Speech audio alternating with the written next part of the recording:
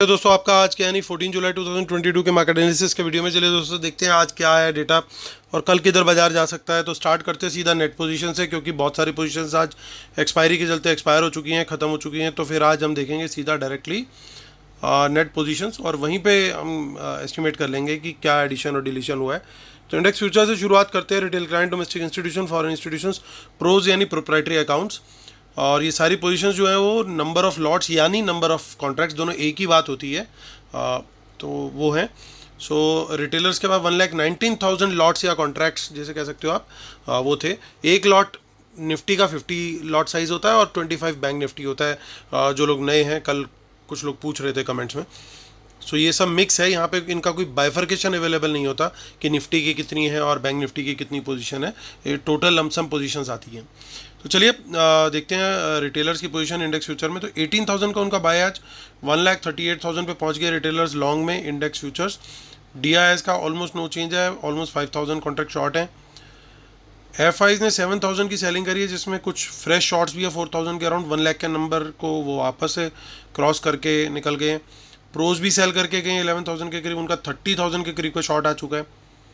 Index call के अंदर काफ़ी इंटरेस्टिंग डेटा हुआ, लगभग 21 लाख रिटेलर की जो है लॉन्ग पोजीशन ख़त्म हुई है आज, और 18,000 के करीब 18 लाख के करीब उनकी पोजीशंस जो है शॉर्ट्स की भी ख़त्म हुई। तो नेट बेसिस पे 3.5 लाख के आसपास का उनका पोजीशन जो है वो ख़त्म हुआ है। नेग्लिजिबल नेट लॉन्ग बचे हैं रिटेलर के पास, ऑलमोस्ट 6,000 लॉन्ग्स। 719 की लगातार वही पोजीशन DIs नेग्लिजिबल नंबर है। FIs को देखें तो उनकी बाइंग आई है, उनकी भी पोजीशंस ही खत्म हुई हैं, लेकिन उनकी बाइंग आई आज और 36,000 नेट लॉन्ग में आ गए वो। प्रोज को देखें तो प्रोज भी ऑलमोस्ट 2,85,000 की बाय करके आए, तो उनकी काफ़ी हद तक जो कॉल राइटिंग थी कल तक वो 3,26,000 की वो ख़त्म हो गई है। अब 43,000 के करीब नेट सेल में है वो। इंडेक्स पुट का डेटा देखते हैं तो रिटेलर फिर बेच के चले गए हैं, यानी इतनी पुट्स के अंदर लॉस के बावजूद भी, जिसे कहते हैं कि चैन नहीं आया, वो फिर सेलिंग करके गए हैं। 2,12,000 नेट सेल में है इस समय उनका डेटा।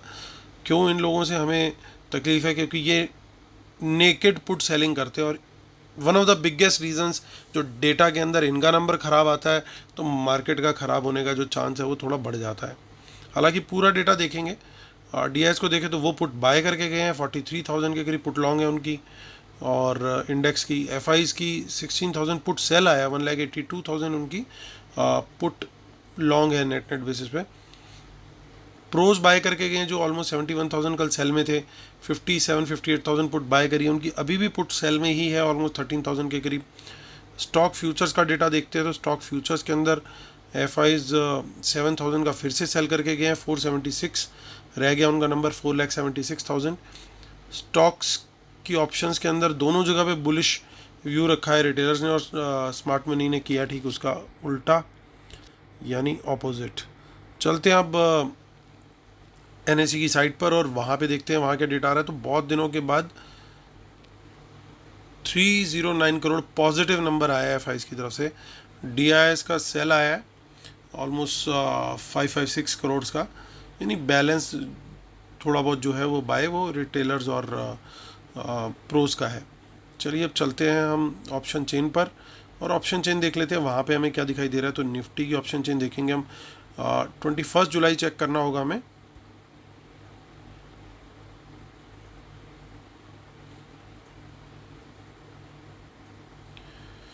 सो 21 जुलाई में पहले हम देखेंगे कॉल साइड का डेटा। तो यहाँ पे अगर आप देखो थोड़ी थोड़ी क्वांटिटीज़ हैं, लेकिन सब जगह पे थोड़ी थोड़ी इन द मनी में बाइंग ही दिख रही है, which is a positive sign. But जो मेजर इशू है वो ये है कि 16,000 एक मेजर रेजिस्टेंस है, तो ये क्रॉस करके यानी सस्टेन होता है तो उसका मतलब ये होगा कि फिर एक लॉन्ग जाने की हमारे को एक अच्छी अपॉर्चुनिटी दिखाई दे रही है। और 16,100 के ऊपर निकलता है तो बाज़ार एक अच्छा मोमेंटम बहुत तेज़ पकड़ेगा, यानी यहाँ पे थोड़ी मेहनत लगेगी इसको क्रॉस करने के बाद, यहाँ सस्टेन करने में और इस लेवल तक पहुँचने में 16,100 तक। बट आफ्टर 16,100 इतना हर्डल नहीं है, ये डेटा से भी दिखाई दे रहा है। अब देखिए 16,200 पे कुछ इन द मनी पुट्स हैं, फिर माफ़ कीजिएगा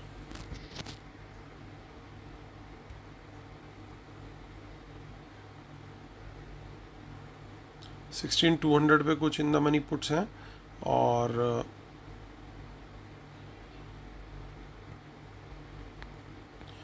उसके बाद हमें दिखाई दे रही हैं फिर 16,500 पे हैं,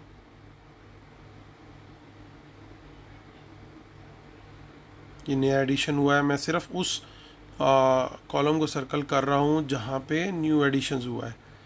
तो 17,000 पे कुछ आई हैं, तो ये सब इन द मनी पुट्स हैं।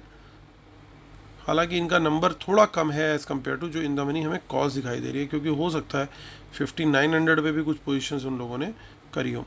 और सपोर्ट का है 5,900 के ऊपर ही सपोर्ट दिखाई दे रहा है, यानी ये लेवल अगर सस्टेन हो गया नीचे की तरफ तो गड़बड़ हो सकती है।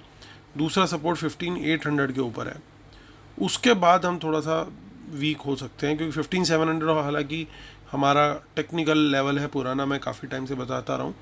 ये लेवल काफ़ी टाइम तक प्रोटेक्टेड रहा, पहले ये सपोर्ट था, फिर ब्रेक हुआ तो रेजिस्टेंस बना, अब दोबारा से टूट के इसके ऊपर हम लोग सस्टेन कर रहे हैं, तो इसका मतलब ये वापस से सपोर्ट का काम करेगा।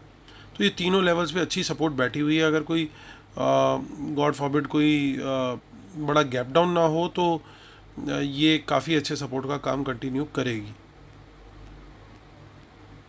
अब यहाँ पे भी हमें कुछ इन द मनी कॉल्स दिखाई दे रही हैं अगली नेक्स्ट मंथ की ऑप्शन चेन में, जबकि इस तरफ कुछ खास हमें पुट साइड पे नहीं दिख रहा है। चलते हैं बैंक निफ्टी की तरफ और देखेंगे उसकी भी 21 जुलाई की ऑप्शन चेन। सो यहाँ पे वंस अगेन कुछ ना कुछ इन द मनी में हमें दिखाई दे रहा है यहाँ पे डेटा, और रेजिस्टेंस वंस अगेन 34,800 ही इमीडिएट बेसिस पे बना हुआ है। हालांकि बड़ी रेजिस्टेंस जो है वो 35,000 है, यानी उसके ऊपर निकलते हैं, सस्टेन करते हैं तो वो बहुत बढ़िया मूव वापस से हमें मिल सकता है 35,500 तक का। पुट साइड पे यहाँ पे बिल्कुल भी कुछ नहीं दिखाई दे रहा है, यानी पोजीशन तो कुछ ना कहीं कॉल साइड पे बनी है ऐसा लग रहा है। 34,500 एक अच्छा सपोर्ट है, लेकिन उसके नीचे फिर सपोर्ट सीधा जा करके लैंड कर रहा है 34,000 पे, तो 34,500 बहुत क्रूशियल है सस्टेन होना। देखते हैं अब मंथली ऑप्शन चेन, तो वहाँ पे भी कुछ ना कुछ हमें इन द मनी कॉस्ट थोड़ी बहुत ही सही दिखाई दे रही हैं। अगर पुट नहीं दिख रही है हमें तो फिर ये एक पॉजिटिव साइन होगा अगेन, और नहीं दिख रही है हमें पुट्स तो दैट्स अ पॉजिटिव साइन। चलिए अब चलते हैं, हम करते हैं कंक्लूड, और डिस्क्लेमर और रूल्स दोस्तों फॉलो करना बहुत ज़रूरी है, उसके बिना हम सेटअप को कंप्लीट नहीं मानते। ये हमारा 7 अगस्त है, मैं डेली भूल रहा हूँ, लगातार एक हफ्ता होने वाला है अब। तो 7 अगस्त संडे को है नेक्स्ट वेबिनार, ऑलरेडी लोगों ने ज्वाइन करना शुरू कर दिया है। सो ऑलमोस्ट उनको 3 महीने का लाइव एनालिसिस मिल जाएगा, क्योंकि अभी जुड़े हैं, और 7 अगस्त को वेबिनार है, उसके 2 महीने बाद तक उनको लाइव एनालिसिस मिलने वाला है 7 अक्टूबर तक। सो आप अभी जुड़ेंगे वेबिनार में अभी एनरोल करेंगे तो तब तक के लिए आप लाइव एनालिसिस आपको मिलता रहेगा। सो आप मुझे मेल कर सकते हैं amitdhamija1@gmail.com पर, और टेलीग्राम पे भी लोग जुड़ सकते हैं, market analysis with Amit Dhamija t.me/market analysis Nifty bank Nifty. आज मॉर्निंग में जब मार्केट ऊपर की तरफ जा रहा था, मैंने पहले ही एक बार अलर्ट दे दिया था कि प्राइस एक्शन अभी हमें नहीं मिला है शॉर्ट साइड का, तो आई होप वो अलर्ट आपको थोड़ा हेल्पफुल रहा होगा, क्योंकि मेरे मैसेज के शायद कुछ 5-10 मिनट बाद ही बड़ा मूव आ गया था ऊपर की डायरेक्शन में। So I hope you got benefited from that. तो चलिए अब करते हैं कंक्लूड। तो दोस्तों इंडेक्स फ्यूचर का डेटा अगर हम देखें तो वो इन दोनों स्मार्ट मनी का नेगेटिव ही दिखाई दे रहा है। हालांकि कॉल्स के अंदर हमें कुछ गेम दिखाई दे रही है। ये ओवरऑल बेसिस पे अगर आप देखोगे ये दोनों की ही बाइंग हुई है। अगर हम नेट पोजीशन में तो इस समय एफआईज ही सिंगल लार्जेस्ट होल्डर हो गए हैं। सो इन दोनों की बाइंग है, और जब बायर ये दोनों है तो इन द मनी कॉल्स भी हो सकता है इन लोग की ही बाय हो। रिटेलर तो ऑलमोस्ट आउट है इंडेक्स कॉल्स में से। लेकिन जो प्रॉब्लम वाली बात है कि इंडेक्स पुट इनकी अभी भी बड़ी क्वांटिटी में होल्ड हो रही है, और स्टॉक फ्यूचर में आज वापस से ये गड़बड़ गेम खेल के गए हैं। तो दोस्तों कल क्या होना चाहिए? कल मेरे हिसाब से जो डेटा इंडिकेट कर रहा है, बड़ा क्लियर कट इंडिकेट नहीं कर रहा है डेटा कुछ भी। डेटा मिक्स गया है, और जनरली एक्सपायरी के दिन इसी तरह का डेटा जाता है, और फ्राइडे फिर मार्केट एक छोटा मोटा ऊपर या नीचे का मूव लेके in accordance with world market, उसके बाद वो साइडवेज चली जाती है और पोजीशन वहाँ पे फिर ये डिस्ट्रीब्यूट करना शुरू करते हैं नेक्स्ट वीक की एक्सपायरी की। क्योंकि अभी आप देखोगे नेक्स्ट वीक की एक्सपायरी में आपको टोटल ओपन इंटरेस्ट भी बहुत ज़्यादा नहीं दिख रहा, वो धीरे धीरे कल और मंडे में बिल्ड होता हुआ दिखाई देगा। सो ऐसे में मेरी सबसे पहली स्ट्रेटेजी रहेगी, अगर मुझे मार्केट साइडवेज दिखेगा तो मैं शॉर्ट स्ट्रेडल या शॉर्ट स्ट्रेंगल की स्ट्रेटेजी, ऑप्शन सेलिंग की दोनों साइड की देखूंगा। अगर मेरे को बाकी सारी चीज़ें सही लगी, वन साइडेड डेटा मॉर्निंग में नहीं बनता हुआ दिखा, तो मैं उस तरफ का ट्रेड लेने वाला हूँ ऑप्शन सेलिंग में, ताकि मार्केट जो है चॉपीनेस में अगर रहती है तो वो वहाँ पे जो भी प्रीमियम डीके होता है वो हमें खाने को मिल सके। और ये मैं अपने ट्रेड को स्क्वायर ऑफ करूँगा फर्स्ट हाफ के अंदर ही।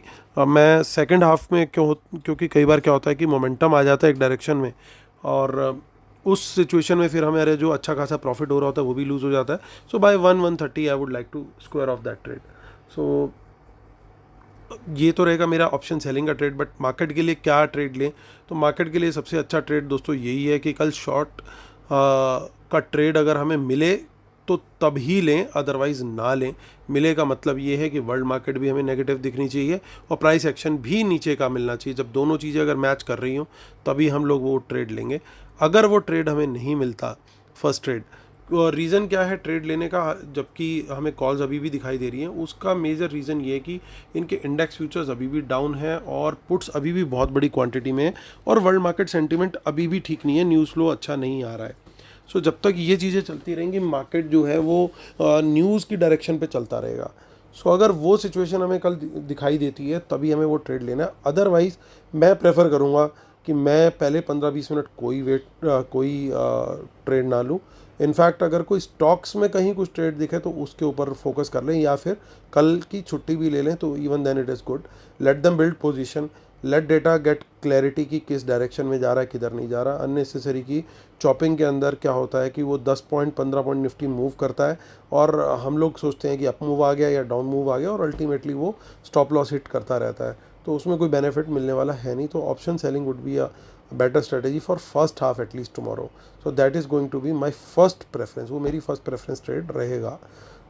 चलिए दोस्तों, इसे साथ करता हूँ वीडियो ख़त्म। उम्मीद करता हूँ आप लोग को वीडियो पसंद आया होगा, और जिन लोगों ने अभी तक सब्सक्राइब नहीं किया प्लीज़ सब्सक्राइब भी जरूर कीजिएगा, और जिन्होंने लाइक नहीं किया प्लीज़ लाइक भी जरूर कीजिएगा। Thank you so much guys, take care. कल फिर आपसे मुलाकात होती है, तब तक के लिए टेक केयर, बाय बाय।